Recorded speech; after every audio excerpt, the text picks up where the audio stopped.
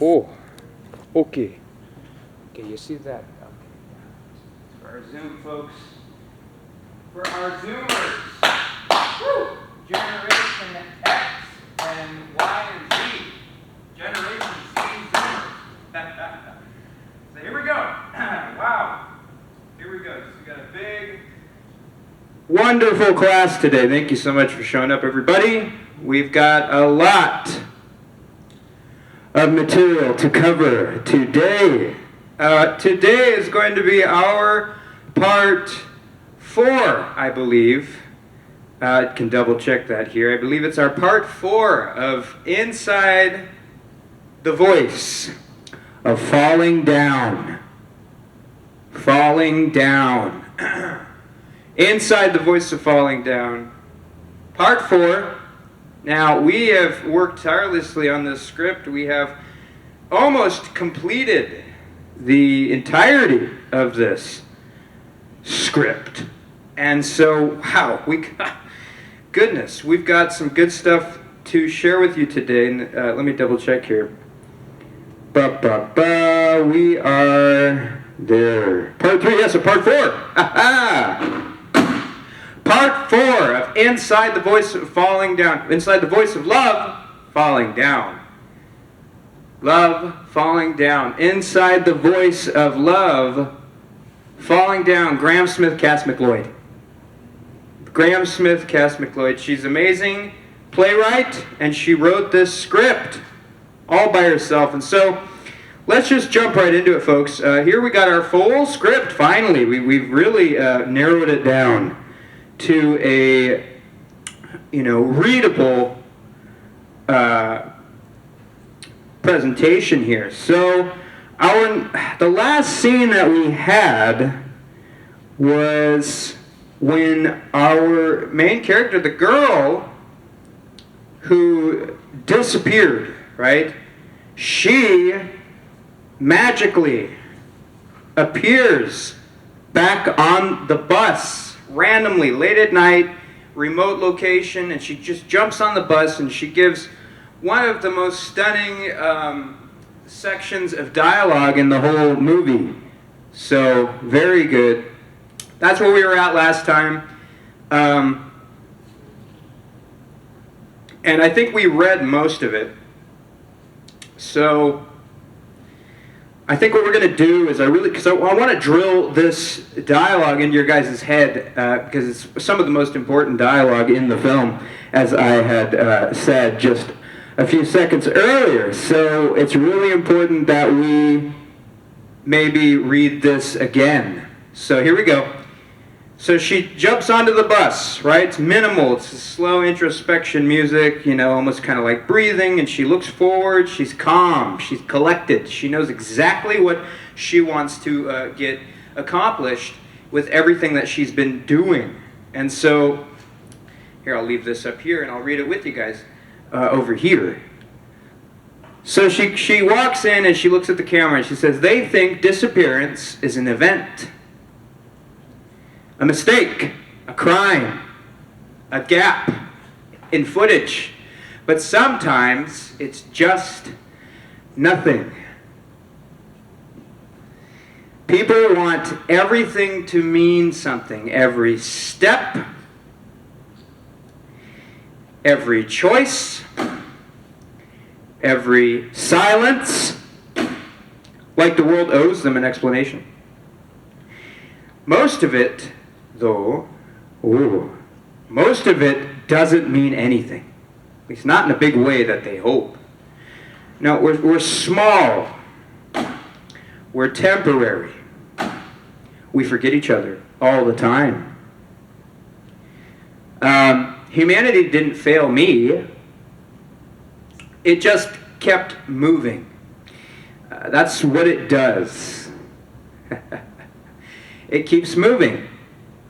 And you can be surrounded by people and still be completely unseen. Not because they're evil. Not because they're evil, no, but just because they're just busy being alive. They're busy being alive. And I used to think that meant something was wrong. that I was wrong. But maybe it just means no one is the center of anything. Not really.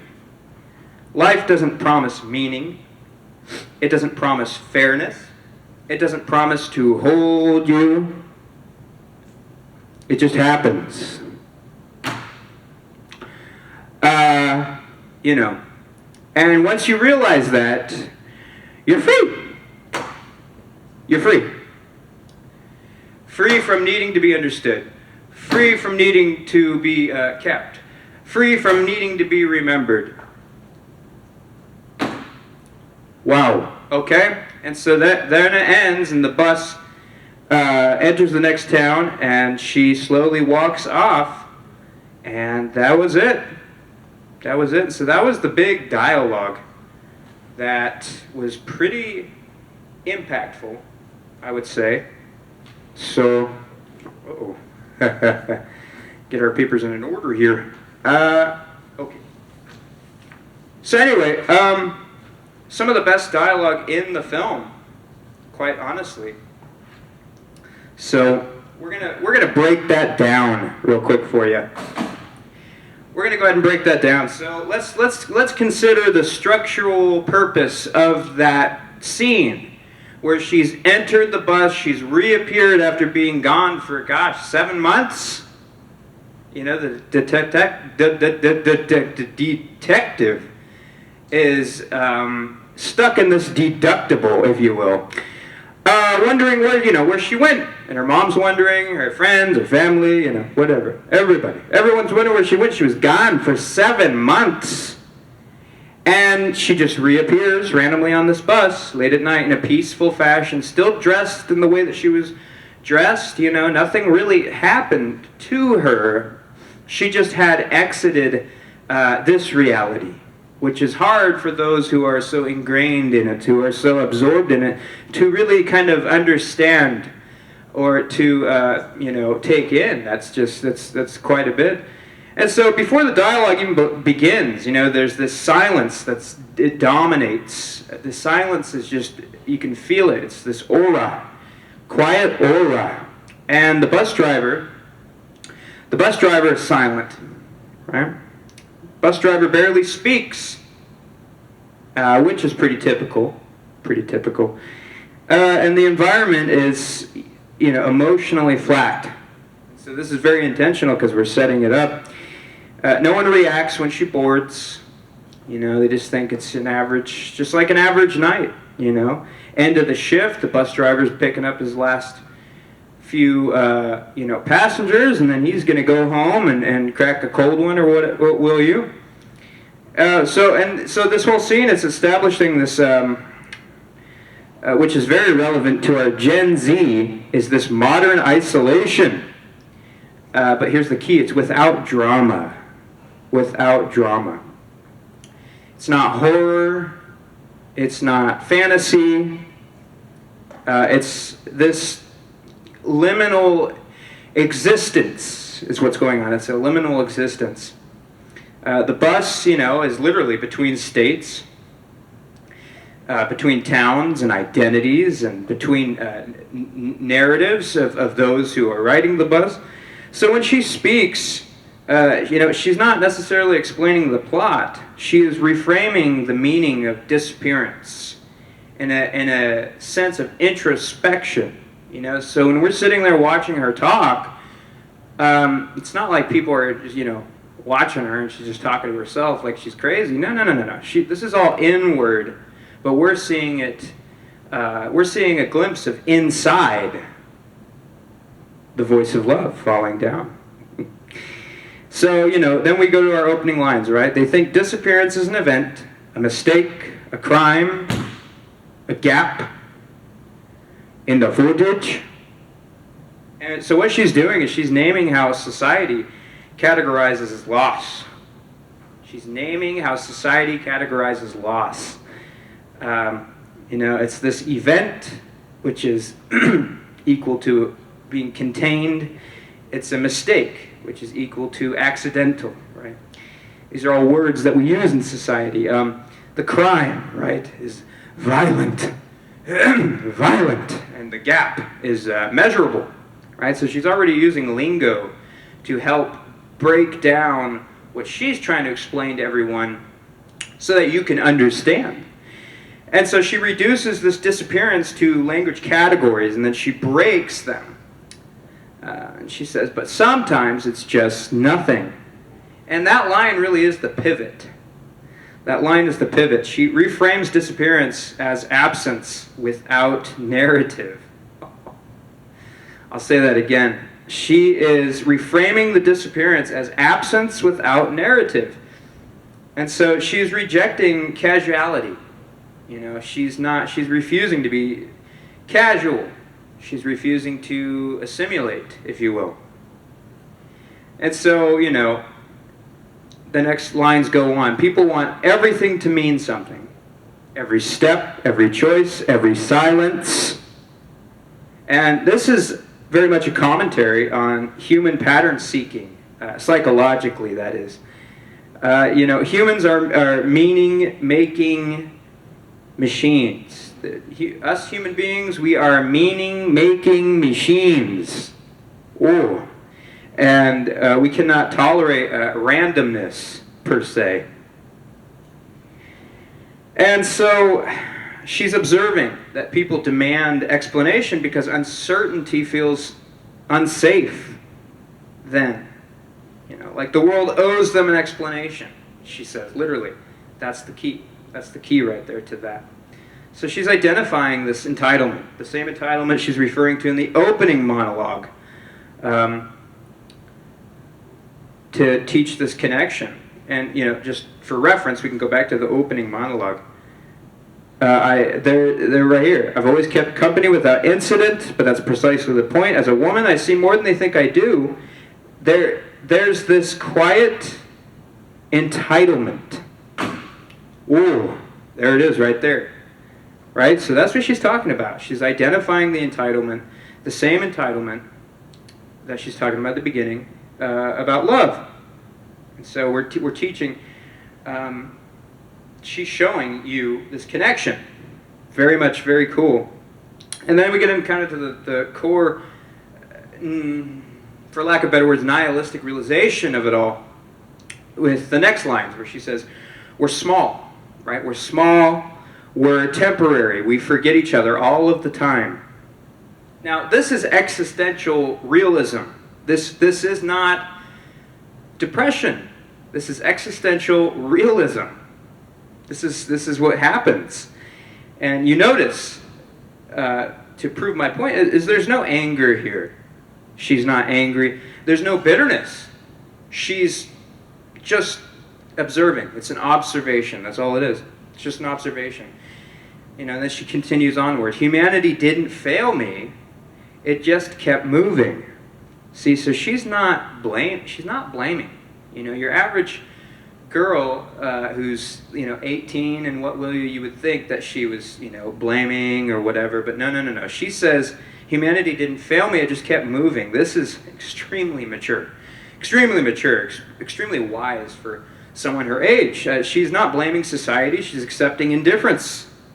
She's accepting indifference, which that's just so rare in this kind of circumstance. It's different from resentment, certainly. You know, resentment says the world should care. Maturity says it doesn't. I'll say that again. That's one of the best lines there is resentment says the world you should care. The world should care. Maturity says it doesn't. You know, again, an observation. And so, you know, the next couple lines of that scene is the psychological shift now. You can be surrounded by people and still be completely unseen. So there's the emotional core. This line connects to the ritual in the woods, the detective measuring the frames, the bus full of the silent people. The girl's disappearance is emotionally, her emotional invisibility is made literal. I mean, you know, and then she goes on, she says, not because they're evil, but just because they're busy being alive. Now that, folks. That's crucial right there. That's one of the most important parts. This is crucial. She's removing villainy, because there's no antagonist in this script. There's no antagonist. There's only indifference. And quite frankly, that's scarier to a very well-established way of thinking. So, she continues onward, kind of going into what I like to call is the freedom pivot. These next couple lines. It's kind of this freedom pivot. Life doesn't promise meaning. It doesn't promise fairness. It doesn't promise to hold you. It just happens. This is that existential acceptance. And she goes on, and once you realize that, you're free. This is one of the probably the most dangerous line in the script, because the audience is left wondering, well, free from what? She says, free from needing to be understood, free from needing to be kept, free from needing to be remembered. Whoa. This is psychological detachment as liberation. This is psychological detachment as liberation, right? This is very much a pivot of freedom that's happening. And so, one thing you can consider is that some people would ask me about this. Is that freedom or is that self-protection? And that in itself is a philosophical debate, if you will. But I do believe it's freedom. And I believe that she is very much operating in her own free will to just exist. So let's go into some of the subtexts of what she's not saying, right? What she doesn't say. She never says, I'm happy, or I'm healed, or I'm at peace. Now her tone is calm, and her calmness means, or it shows rather, acceptance, it shows emotional shutdown, it shows transcendence, it shows a sense of disassociation. And, again, you could ask the question, is she enlightened or is she numb? Well, it depends on which view of the world you're looking at it as, right? The outside world might see that as, oh, she's numb or she's damaged or she's mentally ill. And me and my philosophical, crowds of people I talk to, we would say, no, she's very much free. She's very much a free spirit. She's not going to assimilate, as I said earlier. She's not going to bend. She's not going to give up her existence as a woman, but also as a soul, as a soul, that spiritual residue, right? This whole scene is soaking in spiritual residue. As I've taught many times in this class, spiritual residue is one of the most important ways to go about writing a script, is you want to leave the audience with something not of this earth, so that they stay engaged, or that they're introduced into a part of themselves that they may have not known existed. So let's go back to the bus driver, right? Why doesn't the bus driver react? This is not supernatural, per se, from his perspective. Well, it reinforces the theme, is why we don't have the driver react. Why we don't have the other passengers react while she's going on this monologue, if you will. The world doesn't notice rupture until it's interrupted. Reality does not rearrange itself for personal transformation. I'll say that again. Our current reality does not rearrange itself for personal transformation. It very much lacks and neglects the individual. And so that's why her monologue is made to feel even more isolated. So now we're going to go into the thematic connection to the mother. I